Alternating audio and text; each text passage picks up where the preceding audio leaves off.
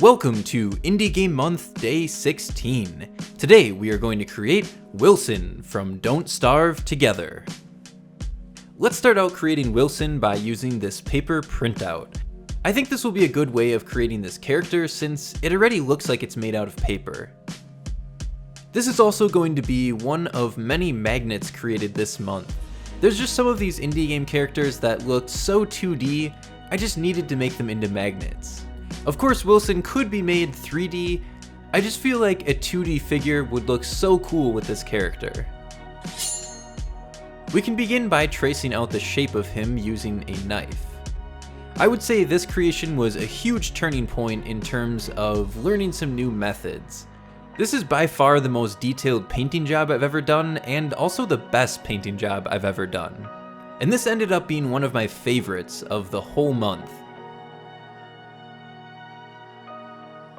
Now that we have it fully cut out, let's remove Wilson from the paper.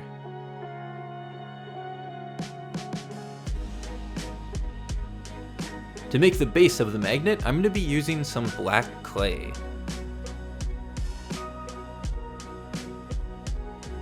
To get this nice and flat, I used a rolling pin, and I'm building this on top of the baking tray to hopefully avoid any bubbles that might occur.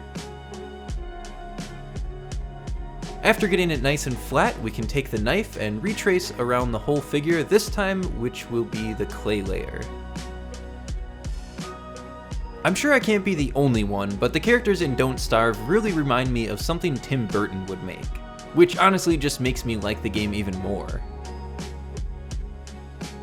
Let's remove the excess black clay, and we are left with Wilson. And now Wilson is ready to get baked.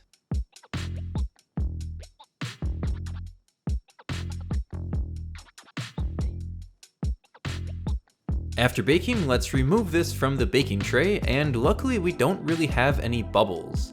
So now begins the painting process. This paint is luckily about the same color as his face, so I'm going to use it right from the tube. The main reason for doing this is I may have to paint a couple different layers, and I don't want to have to remix and hopefully get the same shade. To me, it's almost impossible to remix the same shade twice.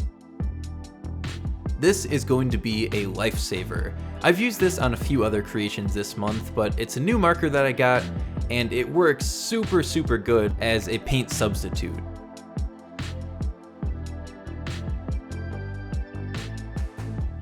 Now I don't trust myself enough to actually be able to freehand this, so I'm going to use the face as a stencil.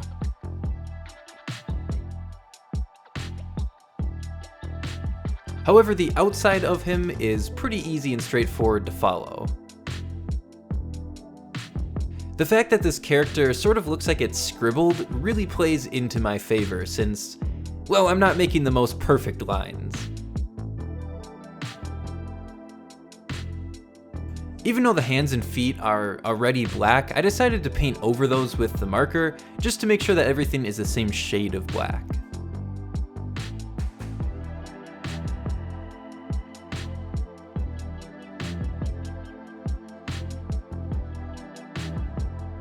After our final outline and details are done, we can work on the more fine details, like his sleeves and his hair. For the hair, I basically just drew a bunch of scribbles going from the inside to the outside, and it worked out super amazingly. I was really scared at this point that I was not going to be able to do this right, and I would have to repaint the whole head this tan color. I'm so glad that it worked out the first try. Now we can take some red paint for the shirt. It looks like he's actually wearing more of a vest, but I'm just going for this little stripy shirt, and unless you look super closely, I don't think you can tell the difference.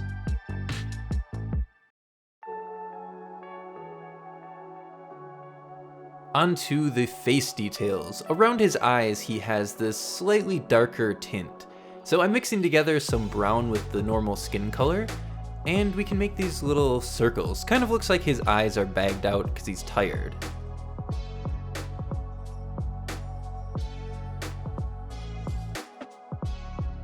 We need some more fine detailing with the marker, And this part was also a little bit terrifying to do because if I messed up, I'd have to remix the color and repaint these little bags on his eyes, but luckily I ended up doing it all on my first try.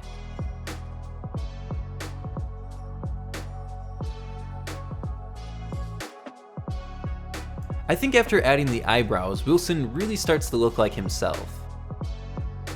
It's funny sometimes if you leave one small detail out of a character like that, it almost doesn't even look like the same person.